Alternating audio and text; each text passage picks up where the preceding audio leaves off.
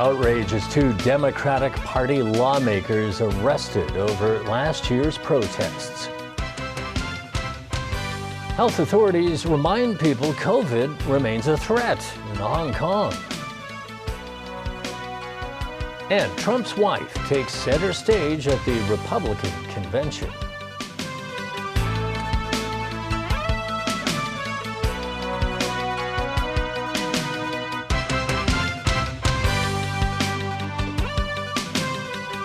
Good evening and thanks for joining us. Two Democratic Party lawmakers were arrested this morning in connection with last year's anti-government protests.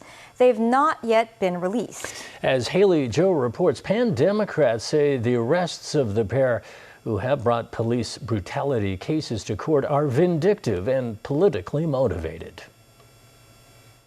It is a revenge taken by the police force, try to revenge on Lam Cheuk-ting and Ted Hui's private prosecutions to the cases that get the police involved. It is a political persecution and revenge on Lam Cheuk-ting and Ted Hui. This after two Democratic Party lawmakers were arrested at their homes at around 6 a.m. They were among the 16 people arrested this morning over last year's anti-government protests. Lam Cheuk-ting is accused of conspiracy to damage property and obstruction of justice in connection with a protest outside Tuen Mun Police Station on July 6 last year. He's also accused of participating in the July 21st Yuen Long mob attack. Lam, who rushed to the scene that evening, fell victim to the incident and was hospitalized for injuries. On behalf of the victims, back in January, he sued the police chief for damages over the force's delayed response to the incident. The police, who initially thanked him for reporting the incident, made a U-turn and arrested him for rioting. You don't actually to be the person who make the actual assault.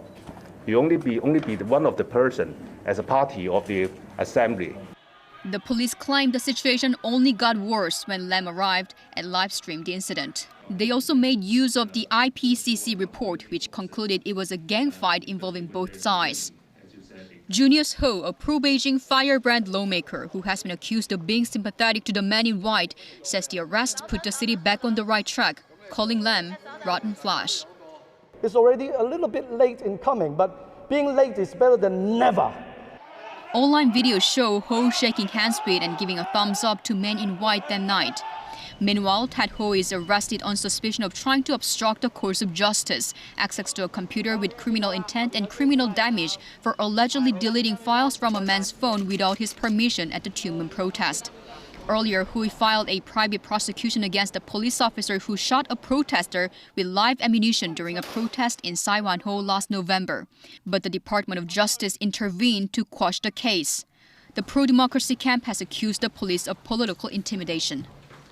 The truth will always be the truth.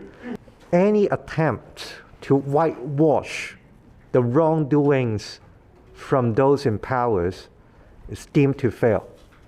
They say it's the duty of lawmakers to mediate in clashes and monitor the use of police power. They call the arrest the reality of tyranny. Haley Zhou, TVB News.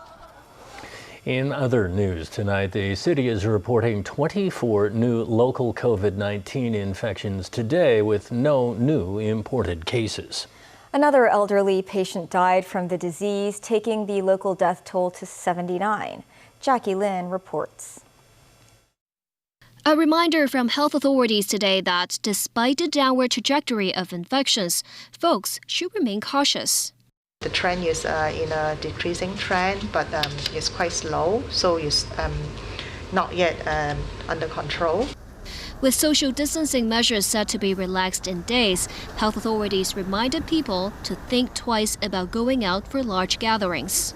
With the relaxation of the social distancing measure, I think the public still have to avoid gathering and social activities as much as possible. This as 10 new infections have unknown sources, with around a dozen more preliminarily positive cases. Among the newly diagnosed are 6 residents and a worker from the virus-stricken Hongqi Lei Mok Shi Hostel. 2 new infections on the hospital front too, both are medical assistants. One of them worked at Princess Margaret Hospital and had come into contact with a COVID patient, while the other did not. Both are not responsible for the clinical care of COVID patients. An 18-month-old boy admitted to the Children's Hospital for surgery was confirmed with COVID-19 today. His family has been sent to quarantine. A 50-year-old waitress at the tea house in Mongkok's Pioneer Center also came down with the virus. Other new infections come from various sectors. They include a privately employed chauffeur, a security guard, a customs officer, a renovation worker, and a retiree. Jackie Lin, TVB News. The government has announced registration details for the citywide COVID testing scheme, which starts on Tuesday. And once again, officials are responding to critics of the scheme. Dong Yeon has details. Less than a week from the start of the universal COVID testing scheme, and the government has launched an online registration system for it. Starting Saturday, residents can make online appointments for a preferred testing time and location using their identity and contact information. Those registered will have their nasal and throat swab samples collected by medical staff at a chosen community testing center. The government says it has organized more than 100 specimen collection centers in all districts, each adopting preventative measures and a cap on the hourly testing capacity to prevent cross-infections. Those who take the test will receive their results via text messages in 3 days. Secretary for the Civil Service Patrick Nip, who is in charge of carrying out the mass testing, said more than 5,000 healthcare workers have joined to assist with the scheme. In response to those who doubt the program's efficiency and effectiveness, Nip says each day society pays a heavy price for the pandemic and virus control measures. Thus, the universal testing scheme can reduce the social cost by identifying silent COVID carriers quickly. The exact locations of the testing centers will be revealed in the coming days. Dong Yeon, TVB News. Today marks the 40th anniversary of the establishment of the Shenzhen Special Economic Zone. On the Communist Party's mouthpiece, the People's Daily, officials praised the city for being an exemplary model of how the country has carried out socialism with Chinese characteristics. Shenzhen was China's very first special economic zone. Its GDP per capita shot up from around 600 yuan in 1979 to more than 200,000 this year. The city is said to have surpassed Hong Kong in terms of annual GDP in 2018. The celebratory event for the city is set to be officiated by President Xi Jinping, not today, but reportedly next month. Chief Executive Carrie Lam and several tycoons from Hong Kong are invited to the ceremony as well. Overseas now, North Korea's leader has held his third high-level political conference in as many weeks.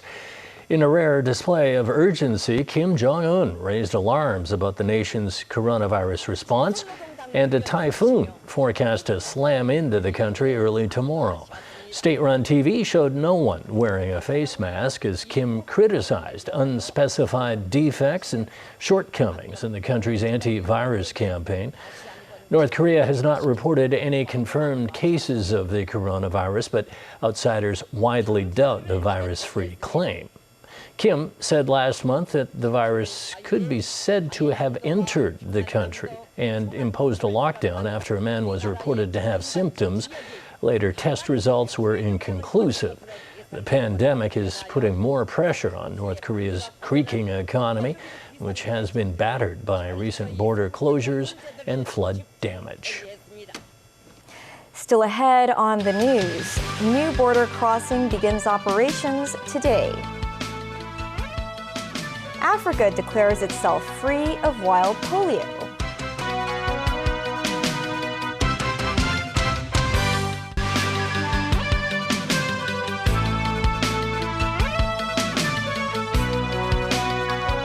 Welcome back to TVB News. A new border crossing between Shenzhen and Hong Kong began operations for the first time this afternoon.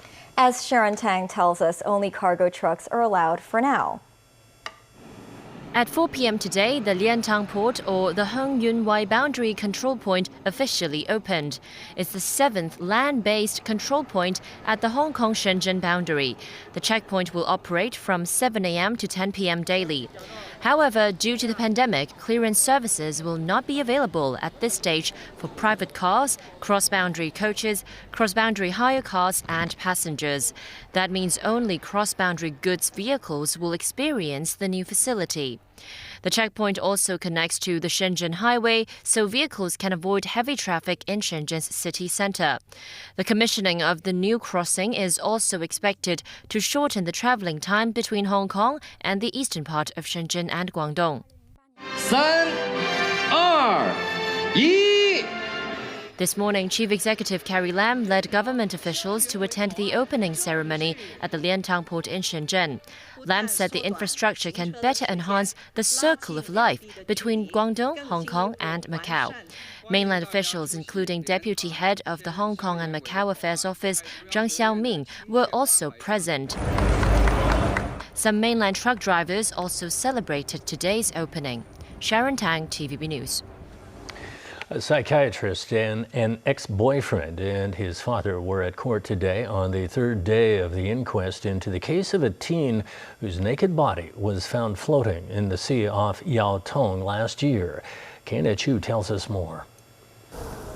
The coroner's inquest into the death of 15-year-old Chen Yun Lam goes on. Today's hearing began with a clarification from the mother of the deceased. She said she didn't refuse her daughter from attending a follow-up consultation for her mental health in August, a claim which diverged from what a Castle Peak Hospital psychiatrist said on Tuesday. Among today's witnesses was another psychiatrist who was first introduced to the self-harming teenager last March.